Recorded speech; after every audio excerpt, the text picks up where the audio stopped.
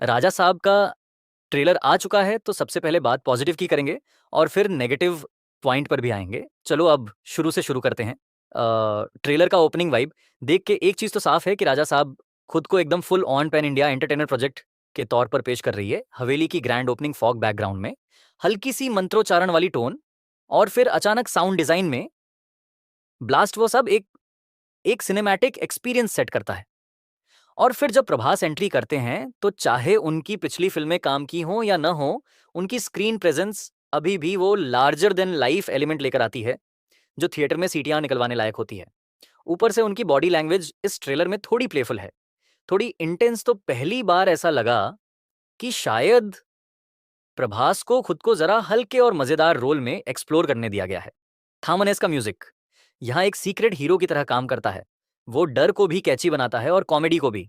पंची और मारुति के डायरेक्शन में वो फैमिलियर साउथ मसाला फ्लेवर है, जिसमें हॉरर, कॉमेडी, फैंटेसी और रोमांस सब कुछ एक ही प्लेट में परोसा जाता है। हर किसी के लिए कुछ ना कुछ है, और कुछ शॉट्स जेन्युइनली आई कैचिंग है, जैसे चंदेलियर गिरते वक्त स्लो मो में प्रभास का मुड़कर देखना, या हवेली की सीढ़ियों से कैमरा का घूमता हुआ शॉट। ये सब बहुत अच्छे से डिजाइन किए गए हैं। वहीं कॉमेडी एलिमेंट्स भी कुछ जगह काम करते हैं, खासकर जब पूरा सीन इंटेंशनली क्रींज बनाया गया हो ताकि वह एब्सर्डिटी के लेवल पर हंसी ला सके।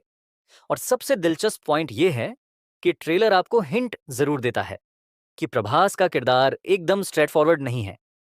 उसके पीछे कुछ सुपरनैचुरल या मिस्टीरियस एंगल है जो क्यूरियोसिटी को जिंदा रखता है।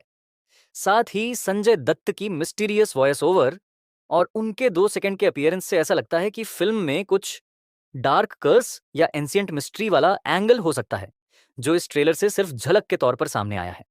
यानी एक हुक है, एक मूड है और एक जबरदस्त कैनवास है जिस पर एक बड़ी कहानी उभर सकती है, अगर वो सही से लिखी और डायरेक्ट की गई हो।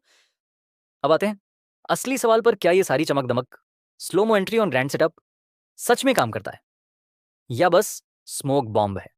और यहीं से स्टार्ट होती है नेगेटिव जर्नी, क्योंकि ट्रेलर जैसे जैसे आगे बढ़ता है उसमें ओरिजिनलिटी की कमी बहुत तेजी से सामने आने लगती है। कॉमिक पंच भी ऐसे लगते हैं जैसे किसी पुराने टीवी शो से निकाल कर डाले गए हों।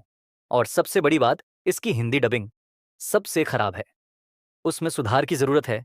जो कभी बाहुबली के वक्त चार्म महसूस हुआ करता था, वो अब शायद थक गया है, या फिर खराब स्क्रिप्ट्स के बोझ तले दब गया है।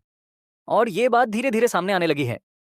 फिर मारुति के डायरेक्शन की बात करें तो इसमें वही पुराना फॉर्मूला झलकता है। चलो भूत डाल दो, उसमें हल्की हंसी डाल दो, फिर क्लाइमैक्स में कोई बड़ा खुलासा ठूंस दो। लेकिन ये फॉर्मूला ऑडियंस को कितना एंगेज करेगा, ये बड़ा सवाल है।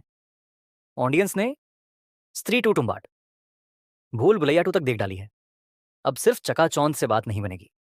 और कहीं कहीं वीएफएक्स बहुत ज्यादा अच्छे हैं और कहीं पर उतने ही खराब हैं, और ना ही कोई ऐसा विलन दिखता है जो रोंगटे खड़े कर दे। और तो और संजय दत्त की प्रेजेंस सिर्फ एक जिमिक लगती है, जैसे पोस्टर और ट्रेलर में उनका चेहरा डाल दो ताकि लोग समझें कि कुछ बड़ा होने वाला है। पर असल में ट्रेलर में ऐसा कुछ भी नहीं दिखता जो ग्राउंड ब्रेकिंग हो। और जो रहस्य क्रिएट किया गया है वो भी इतना वेग्यू है कि इंट्रीग के बजाय इरिटेशन होने लगता है कि बताओ बिना कुछ। और यही सबसे बड़ा फेल है ट्रेलर का। ये क्यूरियोसिटी क्रिएट करता है लेकिन क्लैरिटी नहीं देता, और बिना क्लैरिटी के क्यूरियोसिटी एक पॉइंट के बाद फ्रस्ट्रेशन में बदल जाती है। तो कुल मिलाकर राजा साहब का ट्रेलर बहुत बड़े वादे करता है, डराएगा भी, हंसाएगा भी, प्रभास का नया रूप भी दिखाएगा और एक ग्रैंड रहस्य भी खोलेगा। लेकिन ट्रेलर के 2.5 मिनट देखने के बाद आपको जो फीलिंग आती है वो ये कि आपने ये सब कहीं ना कहीं पहले देखा है और बेहतर रूप में देखा है। और अगर फिल्म भी इसी ट्रैक पर निकली, यानी ढेर सारी चकाचौंध और कम सब्सटेंस, तो फिर प्रभास की ये फिल्म भी फैंस के लिए स्पेशल बनकर रह जाएगी, जनरल ऑडियंस के लिए नहीं। और मारुति के लिए ये एक मिस्ड अपॉर्चुनिटी हो सकती है, क्योंकि उन्होंने जो एक्सपेरिमेंट किया है वो फ्रेश नहीं बल्कि रिसाइक्लेड लगता है। और अगर आपने ट्रेलर अभी तक नहीं देखा है तो जाओ ट्रेलर देखो। तब तक के लिए टाटा बाय बाय।